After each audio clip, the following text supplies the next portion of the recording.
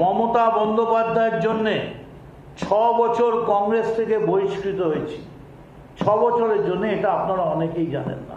আমাকে বেল দেওয়া হয়েছিল যে তুমি জীবনে দার্জিলিং যাবে না, কার্শিয়াং যাবে না, কারণ ওখানে পাহাড়ের কোথায় টাকাটা রাখা আছে তুমি জানো। আমি 1 ঘন্টা প্যারোল পেলে আমি পরপর 3 বার আমি কামারহাটি থেকে হ্যাট্রিক করতাম। আমায় বললো বাড়ি চলে যাও, আমি গাড়ি ডাকতে পেলাম। আমার বাড়ির থেকে বললো তুমি বাড়ি আসছো, তোমার টিভিতে দেখাচ্ছে ইউ আর আন্ডার অ্যারেস্ট। আমি বেঈমান? আমার লাগেজ ব্যাগেজ আছে? আরে লাগেজ ব্যাগেজ যদি আমার থাকে, আমি যদি বেঈমান হই, তাহলে এতগুলো রোজ কপি কোর্টে কেন জমা পড়ছে বাইরে যাওয়ার জন্য? তাহলে একটা কাজ করুক, আমি যা যা বলবো সেই কন্ডিশনগুলো ফুলফিল করুক। এমন মনে হচ্ছে বোধহয় আলেকজান্ডার পুরুষ সঙ্গে কথা বলছে। আমি অবাক হয়ে গেলাম। আমি ওকে বুঝিয়ে বললাম, जो जीता वही सिकंदर, বিজেপি জিতে গেছে, তুমি পদত্যাগ করো। আজকে হঠাৎ আমি শুনলাম, পরশুদিন গতকাল উনি বলছেন আমি পদত্যাগ করতে রাজি আছি, এক্ষুনি পদত্যাগ করব, চলে আসুন আপনারা। সব ড্রামা, কেউ ফিরবে না। কি করে ফিরবে? আপনি যদি নাটকের চূড়ান্ত মুহূর্তটা আপনি ভিলেনের মতো হিরোর জায়গায় নিজেকে প্লেস করে নিজে পছন্দ করেন, তাহলে তো হতে পারে না। আপনি যদি 15 দিন আগে বলতেন, আরে এটাই তো হতো যে কালকে মেসির মতো আপনি মিস করতেন না, আমরাই আপনাকে তুলে এনে আমাদের বাসে নিয়ে চলে আসতাম, কি হতো? 1 লক্ষ লোক হবে, একটা লোক বাড়ত। অভিষেক ব্যানার্জি এলে ম্যাক্সিমাম একটা লোক বাড়ত। কিন্তু আজকে আপনি যেটা করলেন, আমি মদন মিত্র মমতা বন্দ্যোপাধ্যায়ের জন্যে 6 বছর কংগ্রেস থেকে বহিষ্কৃত হয়েছি। 6 বছরের জন্য, এটা আপনারা অনেকেই জানেন না। 6 বছরের জন্য আমায় পার্টি থেকে বহিষ্কার করা হয়েছে। আমি মদন মিত্র শুধুমাত্র মমতা বন্দ্যোপাধ্যায় করি বলে আমাকে 27 মাস জেল খাটতে হয়েছে। এবং সেই জেল খাটায় মূল প্রশ্ন ছিল 27 মাস ধরে, যে ডেলোতে যে মিটিং হয়েছিল গৌতম কুন্ডু আর সারদার সঙ্গে, কি নাম সারদার মালিকের? সুদীপ্ত সেন। সেখানে যে টাকার লেনদেন ছিল, সেই টাকাটা কোথায় রাখা হয়েছে? এবং শুনলে অবাক হয়ে যাবেন, আমাকে বেল দেওয়া হয়েছিল যে তুমি জীবনে দার্জিলিং যাবে না, কার্শিয়াং যাবে না, কারণ ওখানে পাহাড়ের কোথায় টাকাটা রাখা আছে তুমি জানো। কিন্তু মিটিংয়ে তো আমি ছিলামই না। আর সুদীপ্ত সেন একমাত্র লিখিতভাবে বলে গেছেন তার 17 পাতার জবানিতে। অনেকের নাম বলেছেন, আমি সব নাম বলতে চাই না। বলেছেন মদন মিত্রর সঙ্গে সারদা কোম্পানির কোনো টাকার লেনদেন কখনো কোনোদিন ছিল না। কিন্তু আমি তো জেল খাটলাম। আমি তো ইলেকশনে 3600 মানে 1800 ভোটে হারলাম। ছত্রধর মাহাতো আমার পাশে ছিল, বললো 15 দিন আমি প্যারোল পেয়েছি। আমি 1 ঘন্টা প্যারোল পেলে আমি পরপর 3 বার আমি কামারহাটি থেকে হ্যাট্রিক করতাম। আমি চিৎকার করেছি, চিঠি পাঠিয়েছি, কিন্তু আমায় প্যারোল দেওয়া হয়নি।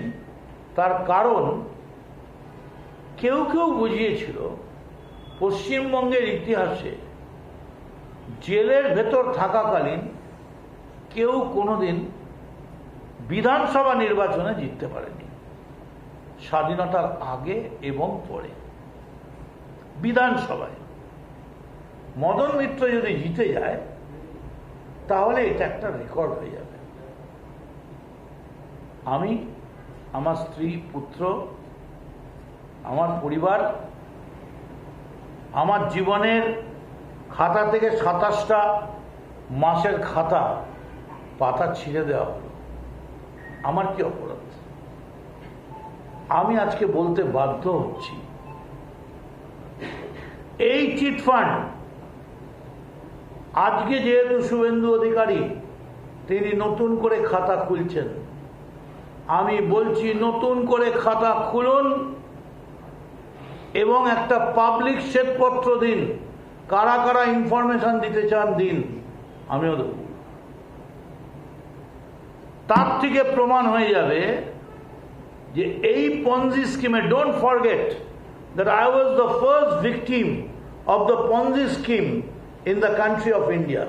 In a country of 150 crores, 150 কোটির দেশে, I was the first victim of so-called Ponzi scheme এই ভারতবর্ষের প্রথম। আমায় বললো বাড়ি চলে যাও, আমি গাড়ি ডাকতে পেলাম, আমার বাড়ির থেকে বললো তুমি বাড়ি আসছো, তোমার টিভিতে দেখাচ্ছে ইউ আর আন্ডার অ্যারেস্ট। আমি ঘুরে যখন জয়েন্ট ডিরেক্টরকে জিজ্ঞেস করলাম, আপনি বললেন বাড়ি যেতে, you are very happy with me. বললো media hype, sorry media hype. I am very sorry, আমার কিছু করার নেই। প্রমাণ হয়ে যাক সারদার টাকা কে নিয়েছিল, রোজ ভ্যালির টাকা কে নিয়েছিল, প্রমাণ হোক না। ভয় কি আছে, আমি তো 27 মাস কেটে এসেছি। এবং এই যে খেলা হয়েছিল, এই খেলায় টেলিকাস্ট করার কারা, অথরিটি পেয়েও টাকা দিয়েও অথরিটি পায়নি, কারা পেছন থেকে খেলেছিল? আমি মনে করি পশ্চিমবঙ্গে এই পঞ্জি স্কিম সত্যিকারের যদি সব থেকে বেশি মদত পেয়ে থাকে, সেটা গত 15 বছরের আমলে। গত 15 বছরের আমলে পঞ্জি স্কিম সব থেকে বেশি মদত পেয়েছিল এবং যার বলি হয়েছিলাম আমরা। কেন বলি হব? কি পেয়েছেন আমায়, কি দিয়েছেন আমায়? মদন মিত্র কি দিয়েছে তৃণমূল কংগ্রেসকে? আপনারা অনেকেই জানেন না, আমি যখন মমতা ব্যানার্জির সঙ্গে তৃণমূল কংগ্রেসের জেনারেল সেক্রেটারি ছিলাম যুবর, একই সঙ্গে আমি প্রদেশ কংগ্রেসেরও সেক্রেটারি ছিলাম, এটা কেউ জানেনই না। একটা স্পেশাল অর্ডারে রাহুল গান্ধীর আমাকে প্রদেশ কংগ্রেসের সেক্রেটারি করা হয়েছিল, নির্বাচনের সময় সোমেন মিত্র করেছিলেন। I was the chairman of the official colourful committee and this, কি বলে ওটাকে, এই যে আমার মানে এই সাজাবার যে কমিটি, পরিকল্পনা কমিটি, প্ল্যানিং কমিটি, তারও আমি চেয়ারম্যান ছিলাম। এই সব কিছু দেওয়ার পরেও আমার বাড়িতে আমার লোক, অসহায়ের মতো বাড়ির লোকগুলো, আজকে আমাকে বলা হচ্ছে আমি বেঈমান। আমার লাগেজ ব্যাগেজ আছে, আরে লাগেজ ব্যাগেজ যদি আমার থাকে, আমি যদি বেঈমান হই, তাহলে এতগুলো রোজ কপি কোর্টে কেন জমা পড়ছে বাইরে যাওয়ার জন্য? তাহলে লাগেজ ব্যাগেজ কার আছে?